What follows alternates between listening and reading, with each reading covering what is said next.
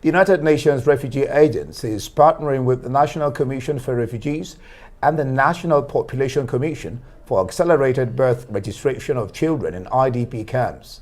So far, 970 children have been registered in 2 days and issued birth certificates. Turaya Farouk reports. It's a fundamental right and establishes a legal identity for life.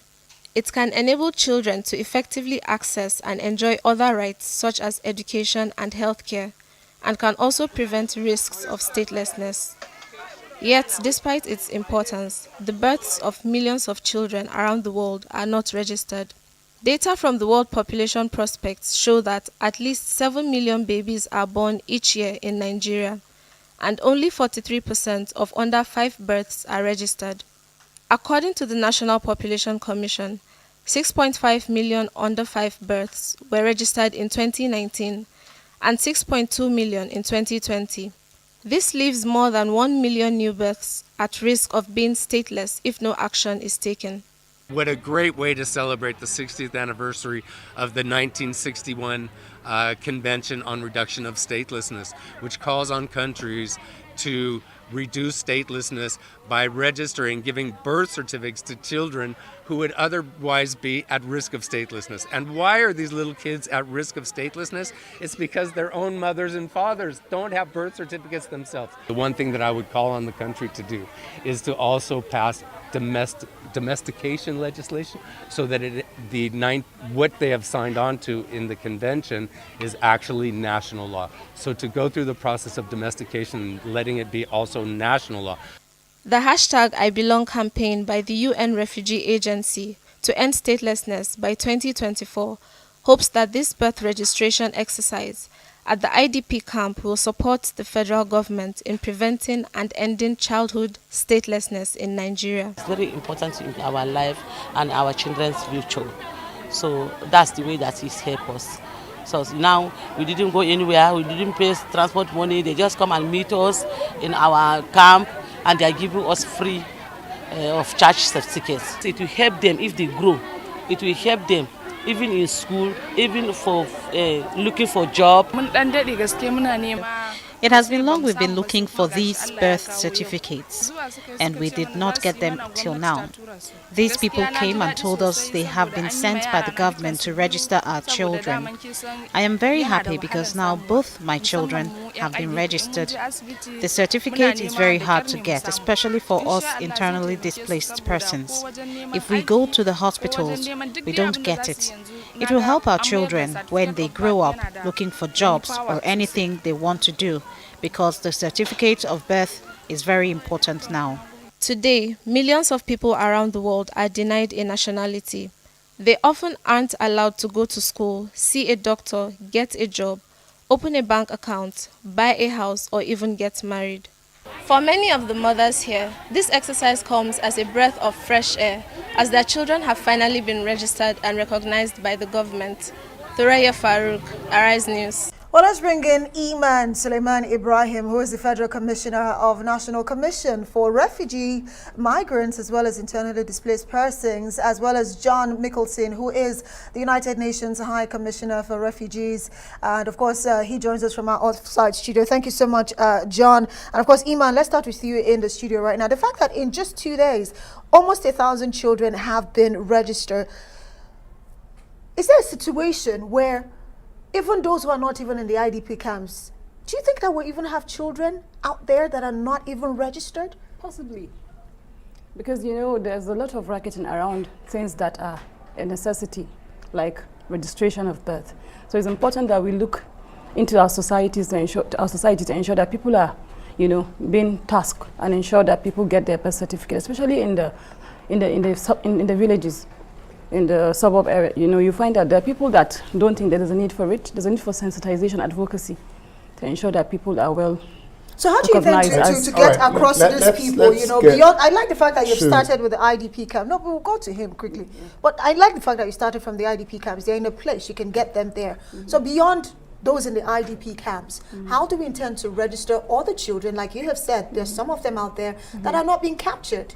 It's not within my mandate area. I think I'll leave that to the National Population Commission to come up with. But personally, it's very important that we capture all persons of concern so that they can have some kind of identity. All right, John, I thought that as much. John, make a sake, we get to you now. This initiative, tell us how it really came about, what brought it about, and what you intend to achieve. I know there's a talk about not letting children, something about statelessness. So tell us how come about the initiative and what really you want to achieve, your aim, purpose for this initiative. John. Thank you very much. Well, you know, we're approaching the 60th anniversary of the 1961 Convention on Reduction of Statelessness. It's on the 30th of August. So the initiative was to register children and to also bring it to the attention of the media so that they could see what is happening. So these are 970 children that have been registered in the last 2 days, but there are so many more children out there, and we encourage all parents to get their children registered with birth certificates so that they can enjoy all the rights of Nigerians. Just starting with, it's so important now to have a NIN, the National Identification Number. Someday those kids are going to need a NIN, and the best way to get that is to have a birth certificate, to go to school, to go to the health clinic, to get a driver's license, someday to get a passport and be able to travel outside of the country. All of these things start with a birth certificate. I was so excited to be at Durumi IDP camp in Abuja today and to see those kids getting registered and to see how excited their mothers were and their fathers. The law says that a child should have a birth certificate within 60 days, but I'm so glad that the National Population Commission, the registrars today, were very flexible. I saw kids getting birth certificates today that were 3, 4, 5, even 6 years old. Can you imagine a 6-year-old getting his or her birth certificate today and understanding how important that is and just thinking, yes, I exist on this earth with everybody else, and I matter. So I just felt so happy for those kids today to get their birth certificates, even if they were born 5 or 6 years ago. This is a big moment for them. So we're working on the reduction of statelessness, and we hope to achieve that goal globally by 2024. And all right, so John, let me stay with you. Imaan, we'll come back to you, but let me stay with John a moment there. You have registered 970 aged between 0 and 17 years. What plans more for registration of those beyond 18? What happens to them?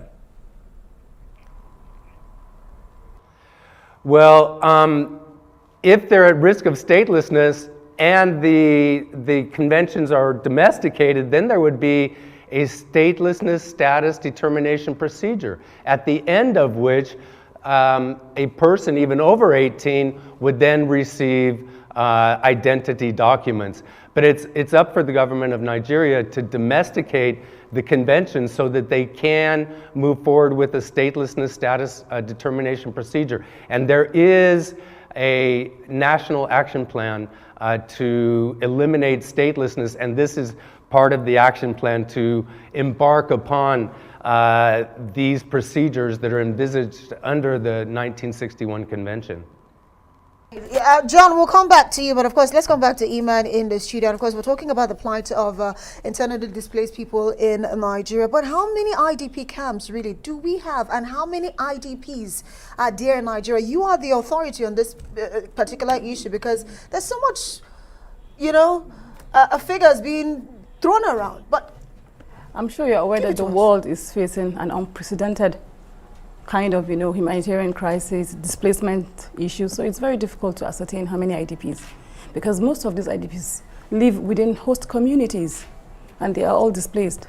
And the camps, so, how many are there registered under you that you know that these are places where people who are displaced are living? There's a lot of camps. It's under, 1,000. We're in the process of aligning data with that of the NGOs, because sometimes they have data that we don't have. So we're trying to align data for proper data referencing so that we can be able to plan better for IDPs and, all persons of concern. Yeah.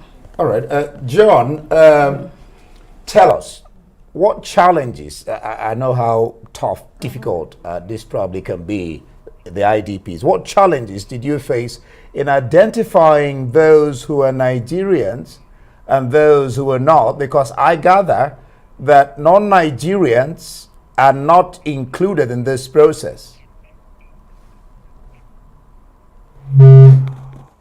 Well, you're partly right and you're partly wrong on that, because under the law, only one parent needs to be a Nigerian. So if one parent is a Nigerian, that child can get a birth certificate, and that's what we saw happening today. So the registrars were asking the nationality of the mother and the father, and which state they came from in Nigeria, and which ethnicity they were, which tribe they belonged to. And so the registrars, I think, were convinced with the mother or the father sitting in front of them, as long as it's just one parent, that's enough to give the child a birth certificate. Imaan, let's come back to you. Yeah, go ahead. Usually within the camps, you usually find predominantly Nigerians, because we have a camp or a settlement for refugees that have come from across the borders. So those that come from across the borders, they're not part of the exercise. But IDPs, they are. We are in IDP camps. But you're not registering them to get the birth No, we are certificate. registering everybody in the camps, because predominantly of them are Nigerians. Most of them. Yeah, what you're saying, Imaan, is that those who even came from other places, but they are Nigerians in the camp, they are being registered. All right, so let's talk about the plight of IDPs, really. I know that unfortunately, the northeastern part of the country, due to the insurgency, there we're seeing more and more women and children, being taken to these camps because of what is going on there. Their plight, and how far, how well would you say we're fed as a nation in taking care of our IDPs? First of all, I'd like to commend the government for the efforts. For the first time, we have plans for the vulnerable, for persons of concerns. This is a government that has made the most investment towards persons of concerns. And I would like to assure you that we have plans towards addressing the root causes, not just the consequences. Going forward, we're working on durable solutions. This year, we've launched resettlement cities for IDPs. And the government has continued to even give us interventions to support our funding from the budget lines. We're working on ensuring that we launch the Operation Zero Hunger in the camps to ensure that people have adequate food, so that we don't actualize the risk of famine that is facing the country. So the government is working. We're appealing to the government to do more. We're taking whole of society approach to ensure that the IDPs get the right kind of attention. Right, Imaan. John, just in under 40 seconds, if you can, tell us about how this partnership with the NPC and the National Commission for Refugees and Migrants and IDPs, how has it been? How did it even come about anyway? Well, it's been a great partnership today with NCFRMI. I'm so happy that the Honorable Federal Commissioner is here with us tonight to also talk about it, and with the NPC.